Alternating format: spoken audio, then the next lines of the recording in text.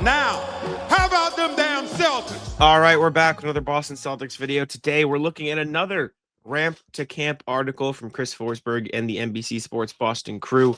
And in this one, their panel looked at what's one thing you want to see from Jaylen Brown this season. Obviously, Jaylen Brown is going to have a very tall task ahead of him. Jason Tatum expected to miss most or all of next season with his Achilles injury as he's recovering. And if the Celtics want to remain competitive in the Eastern Conference, albeit a weak Eastern Conference, Jaylen Brown is going to have to take another step up. So they took a look at what they believe he has to do.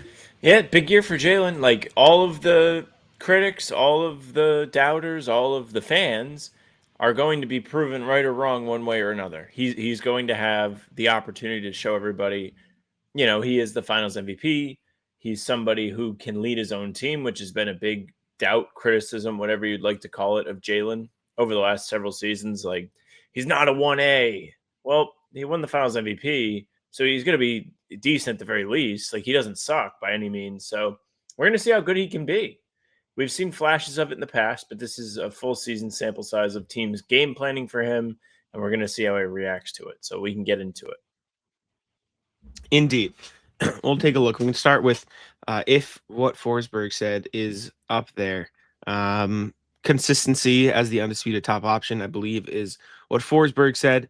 Celtics need Brown to bring high-level two-way impact on a night-to-night basis if they want to truly compete with a roster that's felt the talent squeeze of the second apron. But yeah, and he's going to have to do that constantly this time. So let's go one by one. Darren Hartwell, the managing editor, says improved playmaking. Brown averaged a career high 4.5 assists last season, up nearly full assists from 3.6 a game in 23-24. But he'll likely get the Tatum treatment this season with double teams galore as Boston's clear top offensive option. How well Brown handles those double teams, can he find an open man while limiting turnovers, will go a long way toward the Celtics' success this season. Playmaking is going to be the big thing. Like, it was the most impressive part of his game 5 against the Knicks last year. Tatum goes down with the Achilles in game 4. They have this come home game against the Knicks to try and show some pride as essentially the series feels done. It felt done even without Tatum being injured. And Jaylen plays the best game maybe of his career. Maybe that's a hyperbole. It might not have been, but he has a career high in assists and he's just playing his ass off. He's doing so many incredible things in the game. And that was the thing that people really clutched onto at the time was like, man, like he was the number one option. And the Celtics looked sharp as fuck against the Knicks. Like, granted, after the game, like you heard some of the guys on the other side talk about they really just weren't engaged. Like they had kind of taken their foot off the gas. And they proved it in game 6 and beat the brakes off of Boston. It wasn't as impressive a game for Jaylen. That goes back to Forsberg's point here of consistency. Like he's going to have to be able to be in control of the game, puppet master every game if the Celtics are going to be good. Just like Tatum has. Tatum has really taken massive strides over the past few seasons at just making defenses do whatever he wants them to do and using that ability to set his teammates up. Jaylen hasn't quite had the opportunity to do so or hasn't really been asked to do so. His job has just been bucket getter, which is fine. But this year is going to be chance for growth in that area for sure.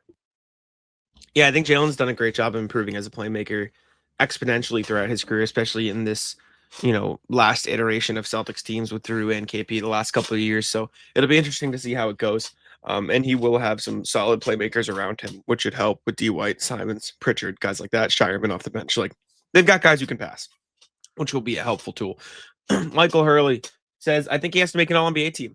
I'm sure people would love to see him make first team, but considering he made the second team a couple years ago, just being considered among the top 15 players in the league is fair bar to a player of Brown's stature to clear in a season when he's going to have to be the man for this team. Derek White said on his podcast recently he thinks Jaylen can make first team.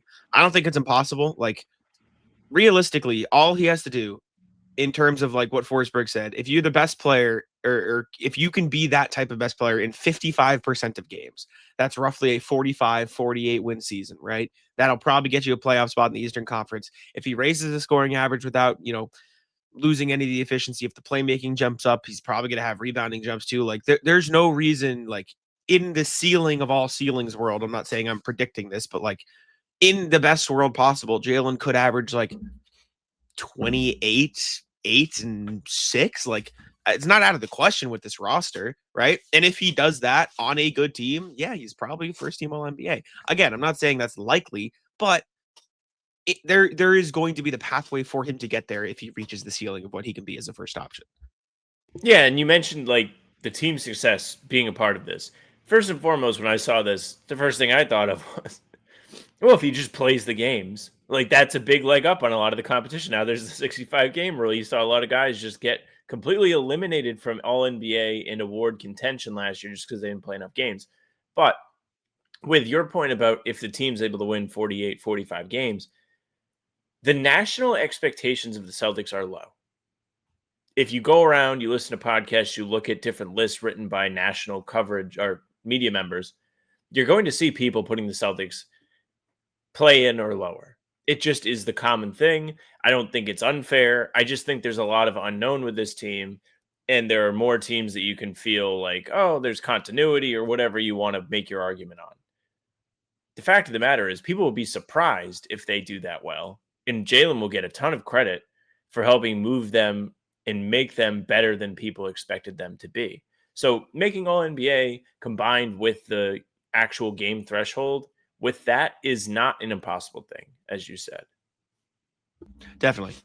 Sean McGuire says, I want to see Brown emerge as a 1A. We're talking All NBA, not just NBA All-Star. Should that occur, it'll be a result of playmaking for teammates, high-level scoring, lockdown defense, and consistently showing up night after night.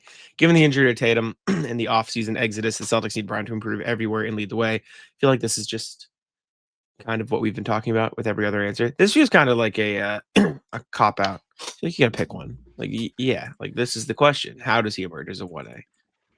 Yeah, I mean, we all know it. We would love to see him take a step up, and I think it maybe the point being made here could be he already is. He just hasn't gotten a chance to prove it. So just keep doing what you're doing, and you'll be fine, and everyone will be impressed.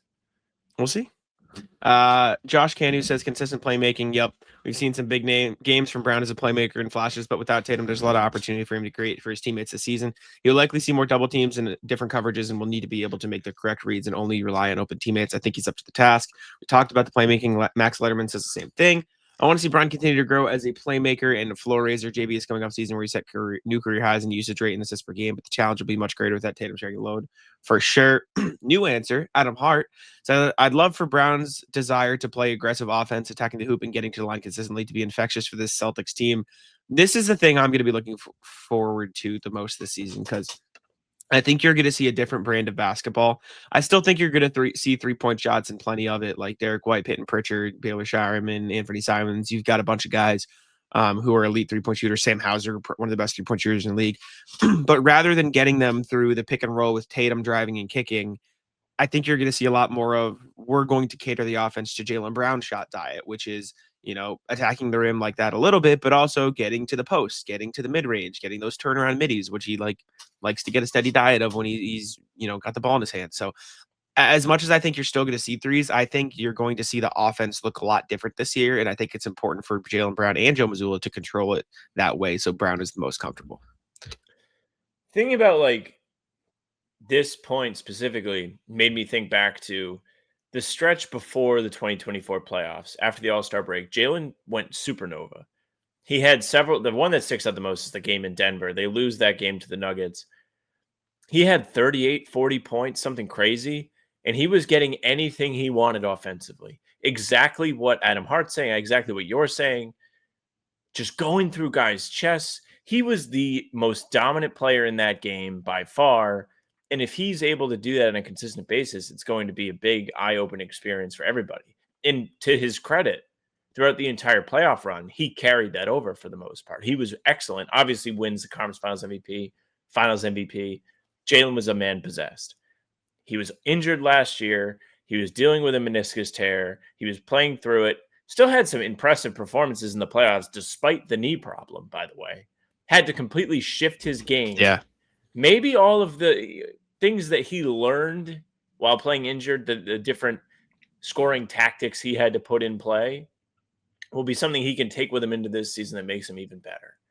Maybe that's the next step offensively for him, because I agree. He has to be somebody you can give the ball to and not only be confident he's going to put the ball in the hoop, but get a shot that you're good with and put pressure on the defense so they have to overcommit to him after 1 or 2 times of doing it. And then it makes everybody else better.